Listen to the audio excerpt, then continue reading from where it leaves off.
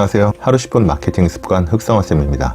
오늘 마케팅 인사이트를 나눌 마케팅 책은 출간된 지 30년이 지났지만 여전히 판매가 되고 있고 읽을 때마다 새로운 생각과 아이디어를 주는 마케팅 불변의 법칙입니다. 이 책에서 주는 인사이트에 저의 생각을 담아서 이야기해 드리겠습니다. 이 책은 출간된 지가 무척 오래되었고 책에서 이야기하는 사례도 미국이나 유럽의 대기업 사례들이 많다 보니 이 책을 읽는 지금의 시점과는 다른 부분들이 많이 있습니다. 예를 들면 당시에는 과장된 것이라고 이야기하던 비디오폰, 펜 컴퓨터, 화상회의가 지금은 누구나 사용하는 너무 일반적인 것이 되었다는 것입니다.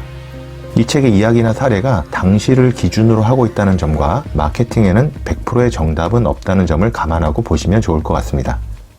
시기나 사례가 지금과 다른 부분이 있다는 점에도 불구하고 이 책에서 주는 소중한 마케팅 인사이트는 여전히 유효합니다. 오히려 시간이 지날수록 다른 많은 사람들에 의해 더 강조되는 중요한 법칙들이 있습니다. 예를 들면 타겟을 좁혀야 된다는 것, 소비자의 인식에 하나의 키워드를 남기는 것, 경쟁자와 차별화된 반대의 속성을 가지는 것 등을 말합니다. 이 책에서 이야기하는 마케팅 불변의 법칙은 총 22가지입니다. 법칙이라는 단어가 주는 강력한 느낌이 있지만 저는 이 책을 마케팅 불변의 법칙이라고 부르기보다는 마케팅 생각의 법칙이라고 바꿔 부르고 싶습니다. 무슨 말이냐면 제 생각에는 마케팅을 무엇이라고 생각하느냐라는 질문이 22가지 법칙을 관통하는 하나의 질문이라고 생각하기 때문입니다. 바꿔 말하면 이 책에서 이야기하는 22가지 법칙의 공통된 한 가지 본질은 사람의 인식입니다. 모든 법칙이 바로 사람의 인식에서 출발한다는 뜻입니다. 책 전반에 걸쳐 가장 강조하고 반복되는 문장도 마케팅은 제품의 싸움이 아닌 인식의 싸움이다 라는 말입니다. 그렇게 생각을 하고 읽어보면 대기업 브랜드들의 광고와 마케팅 전쟁 같은 이야기도 사실은 경영진의 옳고 또는 잘못된 마케팅에 대한 인식이 승패를 좌우한다는 것을 알 수 있습니다. 결국 마케팅을 무엇으로 생각하느냐에 대한 질문에 명확한 자신만의 정의와 올바른 방향이 없다면 아무리 많은 돈이 있는 대기업과 브랜드라도 마케팅 계획이 성공하기 힘들다는 뜻입니다. 이 책에서 자주 언급되는 사례가 IBM, 마이크로소프트, 코카콜라, 맥도날드, 버거킹, 폭스바겐 등과 같이 누구나 잘 아는 대기업 또는 브랜드입니다. 아마 이들의 마케팅 경험과 인력의 구성은 전 세계에서도 내놓으라는 수준일 것입니다. 하지만 이 책에서 이들의 큰 판단 실수를 자주 언급하는 것만큼 그들의 마케팅 실패도 우리가 아는 것보다 훨씬 많을 것입니다.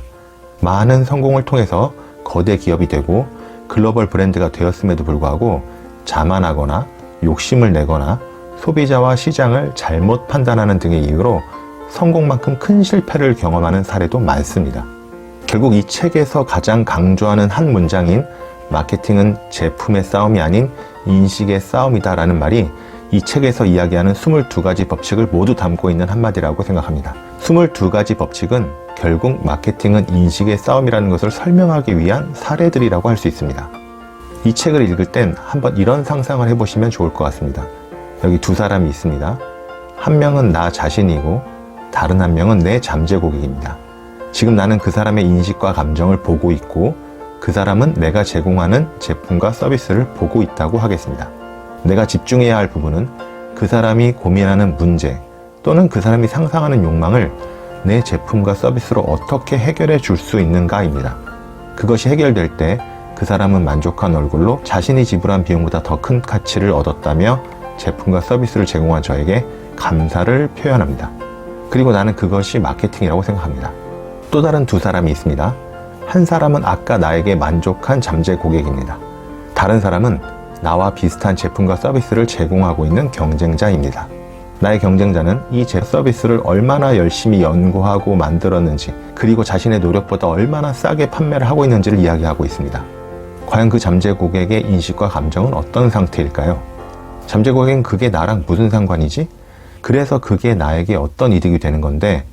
라는 생각을 하고 그 답을 제시하지 못하는 이상 내가 아닌 나의 경쟁자에게 제품과 서비스를 구매할 일은 많지 않을 것입니다.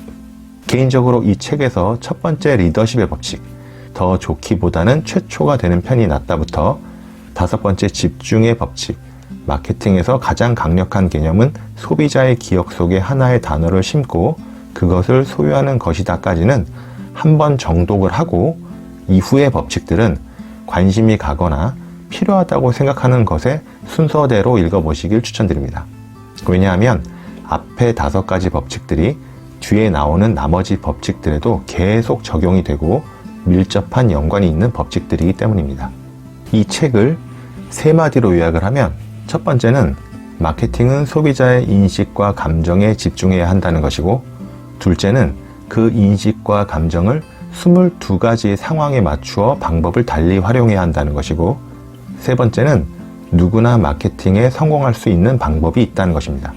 제가 개인적으로 마케팅에서 가장 강조하는 것이 본질과 기본입니다.